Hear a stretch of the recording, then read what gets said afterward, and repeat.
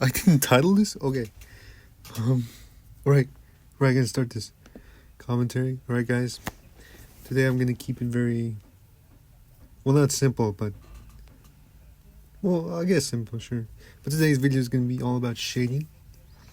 And then this first clip, or this first part, it's gonna be me attempting to shade with, which is me drawing my arm at first, but I'll be shading using real life as my reference.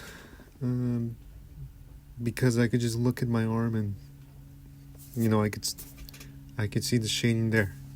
It's kind of self-explanatory. But the second part is gonna be me shading using like basic, I don't know, basic shading fundamentals, like shapes. I'm using shapes as my references, as well as I forgot the word, light inclusion. Oh, whatever. But yeah, this first part is me testing a different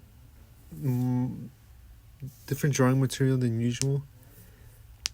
I have to sort of get comfortable with using different materials that I'm not used to. It's a good practice.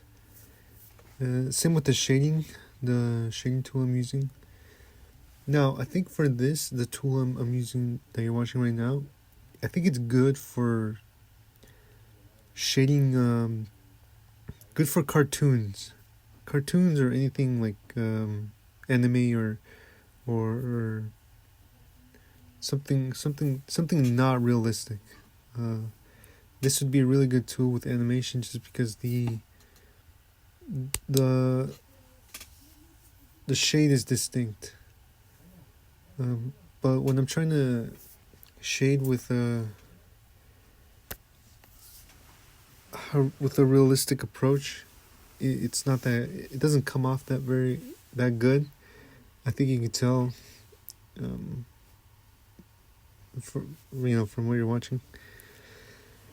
And I'm not gonna lie, it was annoying me. I really didn't want to keep going, but I know that I have to push through trial and error just to familiarize myself with the tool. Let's see. And right here, I begin again with I don't remember the names of these tools. It's like a spray tool, and I'm using basic.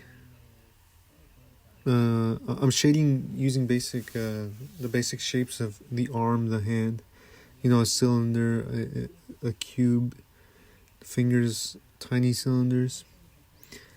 And by the end of this, I think I'm also gonna critique my artwork, or sort of reflect on what I could have done better. My goal is not to try to replicate realism, but to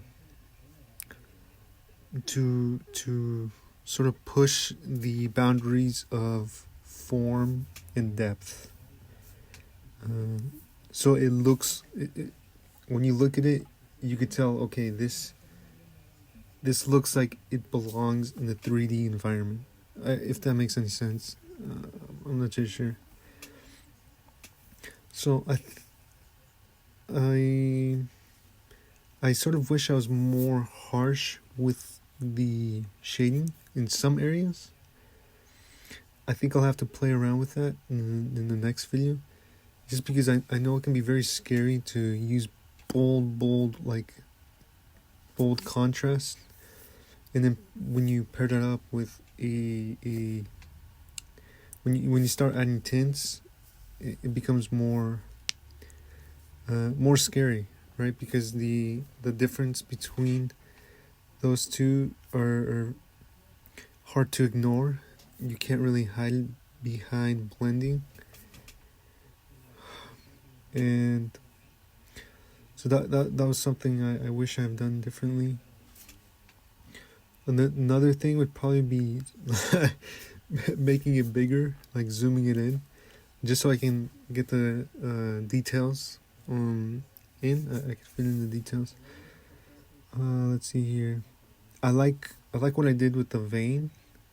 That one was kind of tricky, because I don't usually look at my veins, or not like how the light interacts with the veins. The trickiest part was the bicep, just because it was, the arm is a cylinder, but the bicep is actually like a separate sort of shape on its own, and it was at an angle, so it was sort of foreshortened, and so I don't think I did a good job. I think I did a decent job at trying to, trying to portray that, and that's pretty much it for the video. This is obviously my first attempt in a long time, and I'll only get better the more I do it, and eventually I'll probably switch it to colors, because then I can add blemishes and then sort of add a more fleshy vibe to the drawing. And I guess that's it. I really suck at closing these or ending these commentaries. I never know how to do them right. Anyway, thank you guys for watching. I'll see you guys next time.